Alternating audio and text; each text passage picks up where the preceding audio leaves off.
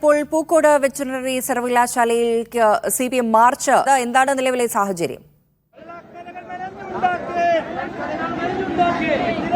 അല്പസമയം മുൻപാണ് CPMന്റെ നേതൃത്വത്തിൽ ഒരു മാർച്ച് സംഘടിപ്പിക്കുന്നത്.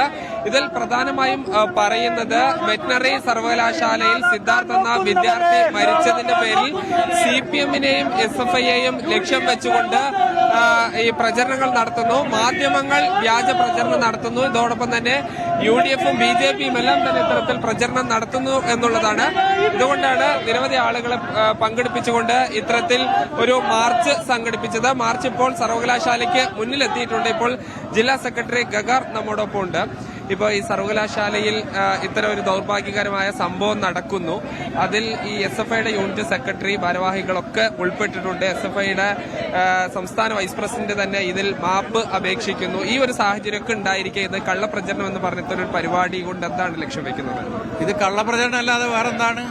ഇതിൽ ഒരു വിദ്യാർത്ഥി മരണപ്പെട്ടാൽ ആ മരണപ്പെട്ടതിന്റെ കാരണം കണ്ടുപിടിച്ച് അന്വേഷിച്ച് അതിൽ കുറ്റവാളികളുണ്ടെങ്കിൽ ശിക്ഷിക്കണം. ഇതിൽ ആർക്കാ തർക്കം? ഇവിടെ കള്ളപ്രചരണം എന്ന് പറയുന്നത് അനാവശ്യമായി SFIയെയും CPMനെയും ഇതിലേക്ക് വലിച്ചെടുക്കുകയാണ്, ഗവൺമെന്റിനെ വലിച്ചെടുക്കുകയാണ്. വളരെ കൃത്യമായ അന്വേഷണമാണ് പോലീസ് നടത്തുന്നത്.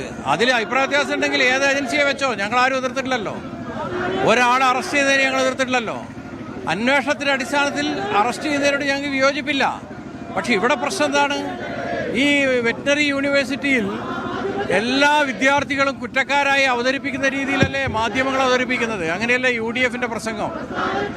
യാതൊരു തരത്തിലും നീതീകരിക്കാൻ പറ്റാത്ത വർത്തമാനമല്ലേ ഉത്തരവാദപ്പെട്ടവർ, ചെന്നിത്തലയെ പോലെയുള്ളവർ, സിദ്ദിഖിനെ പോലെയുള്ളവർ ഒരു തരത്തിലും സത്യസന്ധമല്ലാത്ത അഭിപ്രായമല്ലേ സംസാരിച്ചുകൊണ്ടിരിക്കുന്നത്?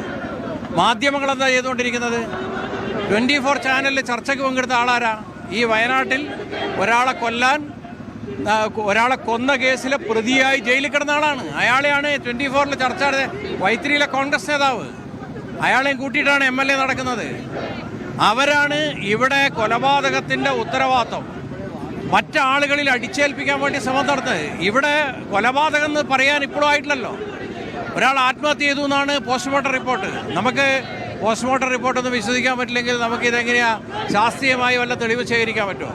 പോസ്റ്റ്മോർട്ടം റിപ്പോർട്ടിൽ അപാകതയുണ്ടെന്ന് ആക്ഷേപമുണ്ടെങ്കിൽ അത് ഏത് തരത്തിൽ അന്വേഷിക്കുന്നതിനും ഇവിടെ ഇടതുപക്ഷ എതിരല്ല, SFI എതിരല്ല, ഗവൺമെന്റ് എതിരല്ല. പൂക്കോട് വെറ്ററിനറി സർവകലാശാലയ്ക്കെതിരെ നടക്കുന്നത് കള്ളപ്രചാരണങ്ങളാണ് എന്ന് പറഞ്ഞുകൊണ്ടാണ് ഇപ്പോൾ CPM ഒരു മാർച്ച് സർവകലാശാലയിലേക്ക് നടത്തിയിരിക്കുന്നത്. വിവരങ്ങൾ നൽകിയത് സാജിദ് അജ്മലാണ്.